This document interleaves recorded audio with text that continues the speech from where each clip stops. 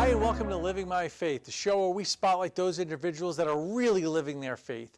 I'm James Fenimore, and today we've got a really special guest for you. Joining me is Andreas Fischer. Andreas, how are you? Hey, good morning. I'm doing well. How are you? Doing so good. Thank you so much for joining me today. Well, we start the show with one simple question, Andreas. How are you living your faith?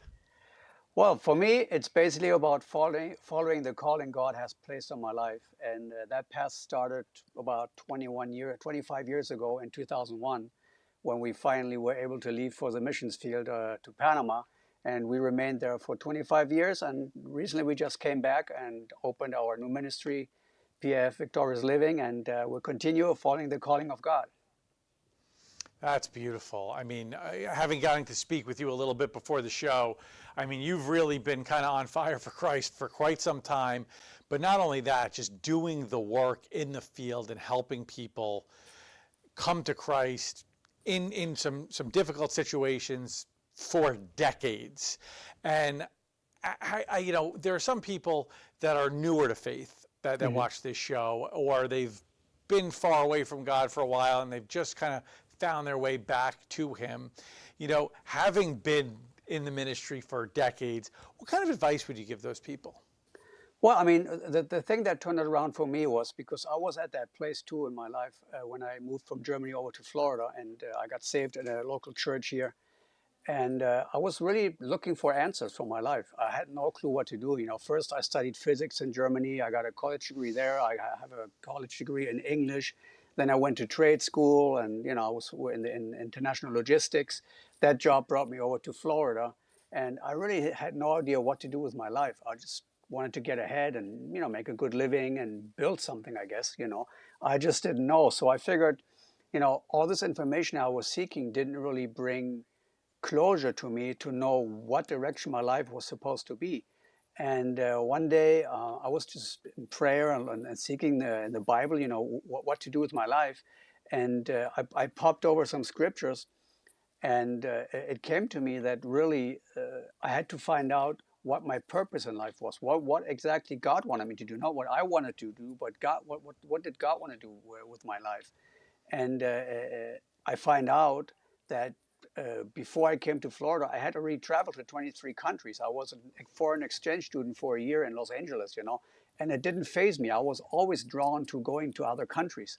And through prayer, fasting, and spiritual advice, I discovered that, yes, God has a plan for my life, and that is to work in the apostolic on the missions field. And once I started going into that, everything just fell in place. And I just felt so secure and so happy and so excited that I was finally doing what I was supposed to do. So my advice would always be just pray, seek the Lord, and find out what the calling is that God has for you. Because once you do that, everything's just going to fall into place in your life also. Thank you for sharing that. I noticed you mentioned physics, and I want to tell you that's kind of a cheat because the more I did physics, the more my answers started just turning, it's just God. It's just God. I can't figure this out. It's got to just be God. I can't do this anymore. Yeah. But I love what you said about purpose because, I coach and counsel a lot of people. I have a whole community where we did a whole course on purpose and calling. And what was so wild to me in that process was I was talking to people that were 50, 60, 70 years old. They didn't know their purpose and calling in God. And they'd been believers for decades, and they still couldn't figure it out as we went through this course. Now, what was even more wild, Andreas, was the community around them.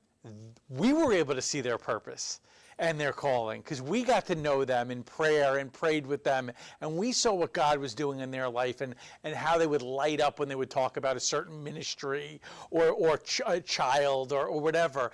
So it's so fascinating how God works through us and how sometimes other people could see that and we can't even see it for ourselves because I don't think we ask for that in prayer. We might be praying for other people or other things or maybe our finance, but we don't ask for that. What is my purpose? What are you trying to work through me to glorify you? So I just can't thank you enough for bringing that up, Andreas. So why don't you tell us a little bit now about what you have going on? Because, again, talking to you, you're just on fire for the Lord, and you've got so much going on. And I want to make sure our audience knows about it as well. Well, like I said, we continue working on the mission fields internationally. We work in Asia, like India, Bangladesh, Pakistan, Sri Lanka, Mauritius, the island of Mauritius, all these areas over there. And we work a little also still in Latin America. But here in the States, piggybacking back on what we said earlier, is we do want to help churches. And that's what one of our big things. We're a teaching ministry also. And I have 7 published books that are available on my website. And they all deal with practical, hands-on things for people like we were talking about the calling. One of my seminars or books, a book is called Who Am I? Learning to See Yourself as God Sees You. Because we've discovered that, like you said, many people in the church do not see themselves as God sees them. They see themselves as whatever image they build up for themselves over the past of their lives with all the bad experiences and good experiences they had in their past. So we try to give people in churches a hands-on material that impacts in finances. One of our books or one of our seminars is about learning to live debt-free. The church is in debt today. We have to be debt-free so we can follow God's call. We have to know who we are. We have to know how to make decisions. We have to know what to do when there's new beginnings in our lives. We are a teaching ministry that really goes down to the biblical principles of what's in the Bible and how to apply those into our lives.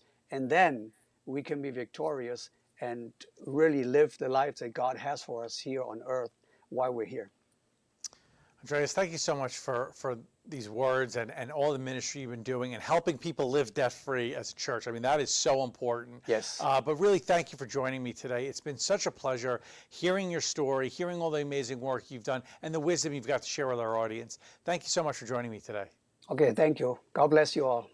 God bless you. And on behalf of Andreas, I'm James Fenimore. This has been Living My Faith. Can't wait to see you next time.